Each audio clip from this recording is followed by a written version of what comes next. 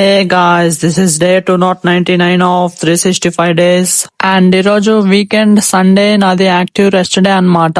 And ఇవాళ నేను workout ఏం చేసేది లేదు, సో దట్ నేను ఫుల్ బాడీ బెస్ట్ రికవరీ కోసం ఐస్ బాత్ చేసుకుంటానా. ఇది నేను చేసుకునేది సెకండ్ టైం అన్నమాట. అండ్ నేను లాస్ట్ టైం ఐస్ బాత్ చేసుకునేదైతే 6 months back June 12th guys. నా డే 115 వీడియో వెళ్ళి చూడండి.